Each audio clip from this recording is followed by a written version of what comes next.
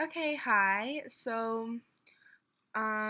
You haven't really heard of from me for about, I don't know, like over probably like 2 months or a month and a half. This is only going to be my second video, but a lot of stuff has gone down since the last time we spoke.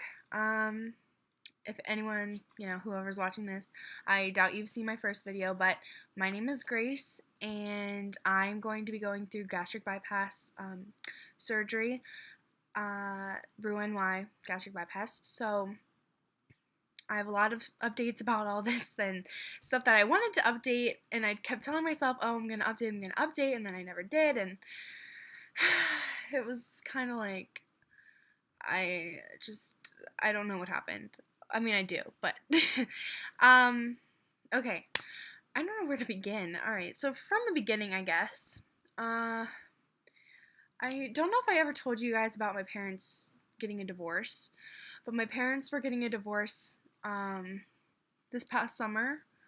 Well, hold on. And that was like a shock to me, and I took a lot of comfort in food even though I shouldn't have, and that's a big contributor this summer to gaining weight was because of that. Um, but I've been to, I want to say like two or three. I think it's two, but I'm not sure. Three appointments, but 2 different days. So I had 2 appointments in the same day for my checkups for gastric bypass surgery. And on the first day, or the first one, it was just meeting my nutrition for a second time. I filled out my journals and I had to show her all of that stuff. If you're going through the process, and you'll know what I'm talking about. If you don't, I don't have the booklet with me at the moment, but they give you a little booklet um, that says food journal, and then you can put your name, and then it has like a page in it, like it has a page every day to write down everything you ate, exercise, comments, like notes and stuff. Um, so I've been doing that when I don't want to pull it out at school because I'm only 16. I will use my phone and I'll use the Lose It app and I'll just write everything down. Or if I know what I'm gonna eat that day, I'll just put it down before I go to school, and then I'll write down my stuff at dinner. So that's what I do for that. Uh, it's been going well. I lost 5 pounds between my first and my second appointment, and then between my second and third appointment, a bunch of stuff happened. Yeah, so I've only had 2 appointments since I last talked to you. So after my second appointment, a bunch of stuff just started going downhill. My father passed away on October 25th, and he was living in California, and their divorce hadn't even been official yet, and it was like, I don't know, like this is his ring, and that's why I keep touching it. Sorry, but yeah, he passed away, and it was really really hard. Today is the 1 month. Actually, October 25th is 1 month since he's been gone. And it's been hard. I mean, especially because we had to go to Florida and they had to ship his body and it was really expensive. And I mean, I couldn't even imagine leaving my family and then dying. Like, I don't know if this is sounding insensitive. Like, I don't mean to sound insensitive. I couldn't imagine that happening. Like, it was completely unexpected. He had a heart attack and they had to lifeline him and he just didn't make it. So, talking about it, I'm okay, but when I'm alone and I'm not talking about it and I think about it, then I'll start crying. But yeah, so anyways, that happened and I wasn't able to like work out. I was with my family. I was sad. I didn't want to do anything. We went to Florida because that's where his whole family lives, and we wanted to be with them because that's my family too. And my grandma had just lost her brother and then she lost her son. Like, that's tough, and going through all of that alone, or just with people, it's just like it's hard. And she's like the glue that sticks all of us together. Like, I keep saying like, I need to stop that. But she's 70 years old, 70 something. And, it's really hard. Now she's in the hospital, or she just got out of the hospital because she had like a flu that was so bad that our whole family that was with her when it happened had to wear like masks and all this stuff to protect themselves from getting it. And I'm sure it just affected her so bad because she's like little and she's like older. I keep saying like, oh my god. Okay. So all of that was going on, and then I went back and I knew I knew that the scale was not going to be in my favor. And of course everyone understood. It wasn't the fact if everyone was going to be okay with it or not. Of course, when my nutritionist came in and she had my chart and she saw that I gained the 5 pounds back, she looked really disappointed in me because she's had hope for me from the beginning, because I'm very like, again, I'm very dedicated and I know all of this stuff from going to weight loss camps, and I mean, I knew all the answers to questions that she'd ask me. Like, I know what I'm doing. I just don't always apply it. But especially at that time, I was just not thinking about it as much because I mean, that's my dad. I'm only 16, and losing your dad at such a young age, or at any age even, you don't want to think about anything else but your dad. So that's a reason why it was so difficult for me. Yeah, and she was like, oh my god, like her mouth dropped. She's like, you're kidding. I was like, no. And so she totally just disregarded the 5 pounds I gained back, and I'm back at my regular starting weight. So next time I go, hopefully I'll lose a little bit, maybe 1, or at least maintain. Like, I don't, I'm trying to get back into a normal routine, but it's so hard. I mean, it's not hard. Like, I don't pity myself, but school has been so hard, and I mean, it's just, but people are being as sensitive as they possibly can, and I really appreciate all of that.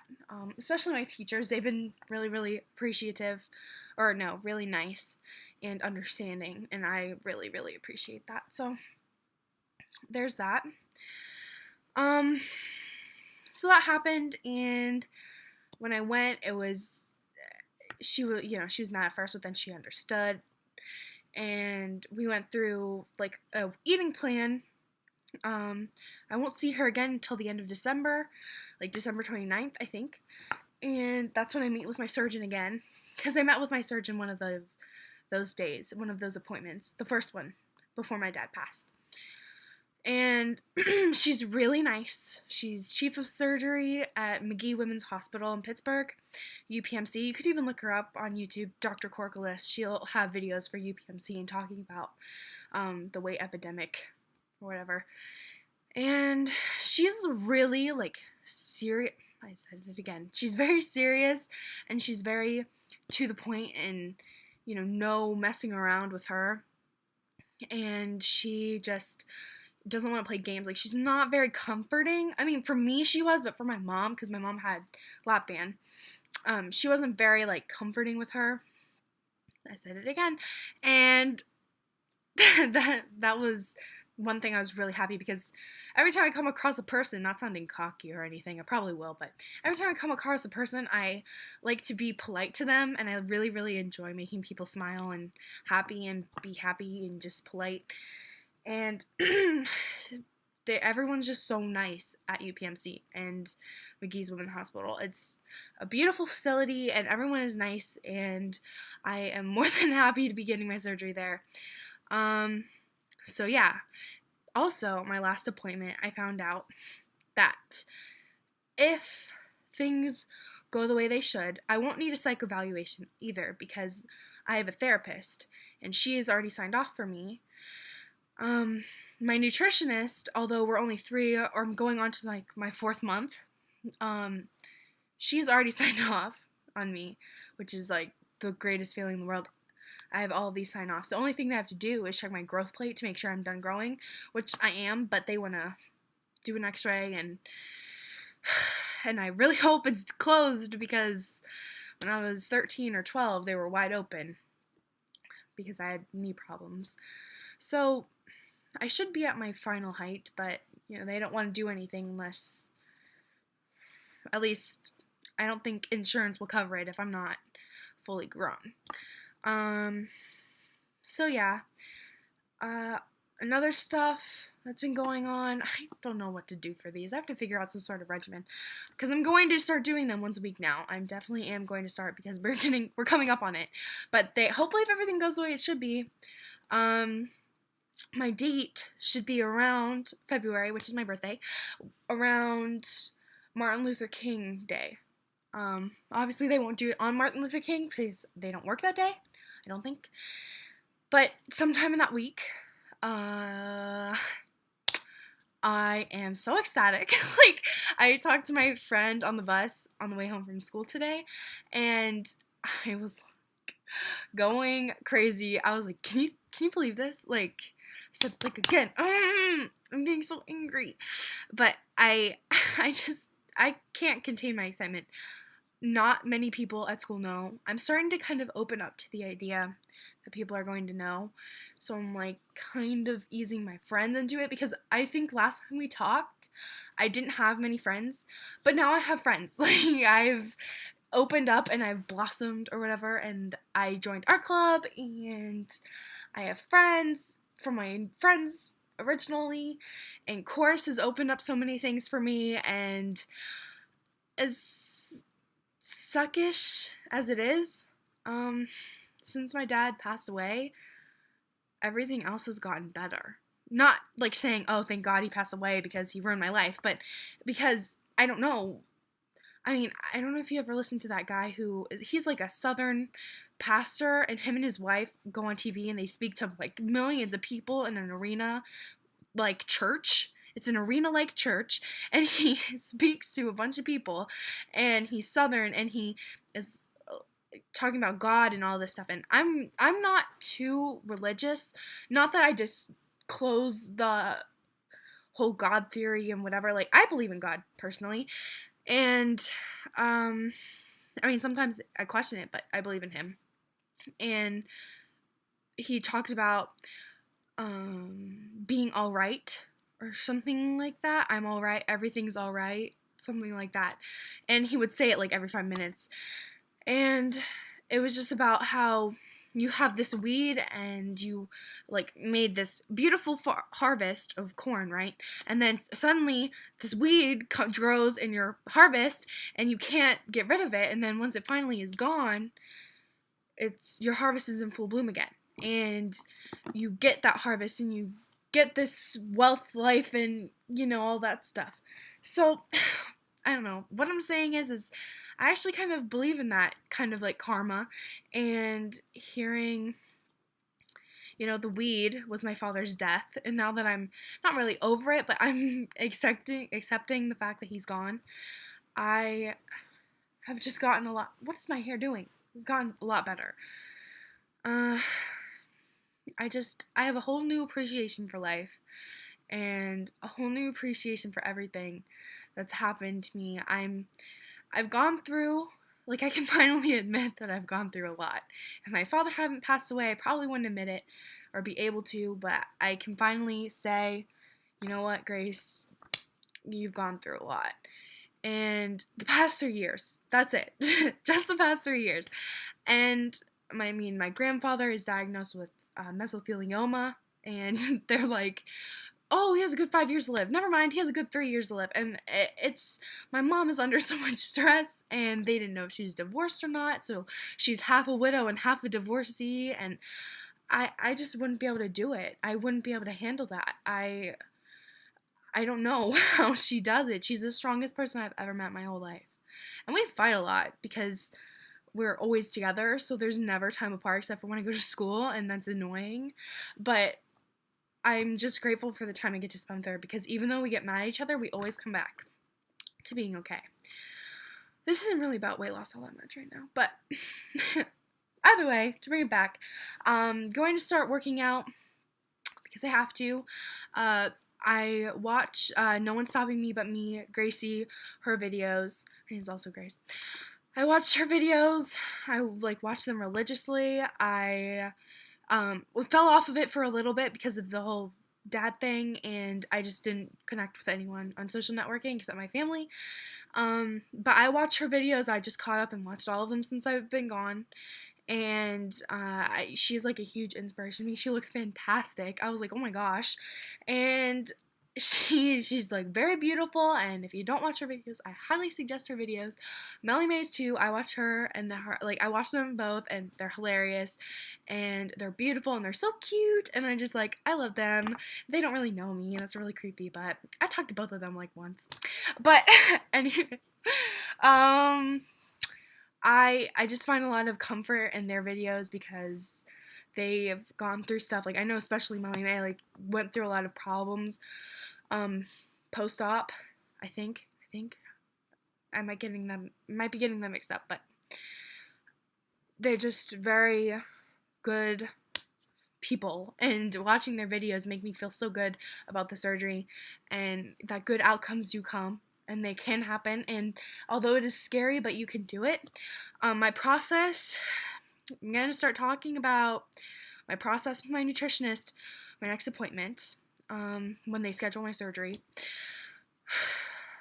I keep breathing like really weird because I always get nervous. I talk a lot. I'm talking to her about my eating regimen, and I'm going to create an eating plan for post-op. I don't do a lot of the whole, like, I know, I think it was Gracie who had to drink a lot after. Not that, obviously I'm going to try as best as I can because I know it's really hard to keep my calories up and my hydration up. But I won't have to drink a lot of shakes. Like, I eat food, I think, within 2 months. I think that's what they said. I'll be able to eat little tiny bits of solid food within 2 months. I don't know why, but they just do it differently. But it'll be a process, and they don't want me to eat these or drink those protein shakes, and I'm like, why? Because I found ones that are like 100 calories and 20 grams of protein, and I'm like, that's so great, and that's a meal substitution, and I look crazy because his eye keeps like twitching, and I don't know, it's like very, I'm just all over the place with so many things, and hopefully I'll be able to come with you guys every week, or come to you guys every week. I know this video is going to be a lot of weird breathing noises, and you know what? I've realized since no one's stopping me but me's videos that she hiccups in every single video, and actually in a vlog number 29, weeks 12 and 13 post-op gastric bypass video that she did, I was like waiting for the hiccup, and then it finally happened, and I was like, there it is. But, because she didn't for a little bit, but my breathing is like, I can't wait till I don't have to worry about breathing. And my back and my boobs, and I just can't wait for everything to start actually happening. And I keep saying that, actually happening, but it is actually happening already. And it's already in so much motion, and I'm just so... I'm scared and freaked out and amazed and excited all at the same time, and that's all I can say. So I'm gonna stop this now. It's like at 18 minutes, but hopefully I'll come with you guys. I'll come to you guys next week. And yeah. Also, another thing, I don't weigh myself every week. I probably won't do that until after surgery, just because I get really, really insecure about that, because what if I do bad 1 week and then the next week I gain, or I like lose 20 pounds, not 20, but like 5. I don't know. So I'm trying to not do that. I only weigh myself at my appointments, and that's until after surgery. So after surgery, I'll weigh myself every week, and I'll give you guys some stuff, and that's only because I would give you stats, but if you remember from my first video, I don't want to give out my weight because I don't know, like, people from my school could find these videos and use that weight against me. And I mean, even though it's kind of obvious that I weigh bigger or weigh more, they don't need to know that number. And so that's all I gotta say for now. So I'll talk to you guys later. Bye.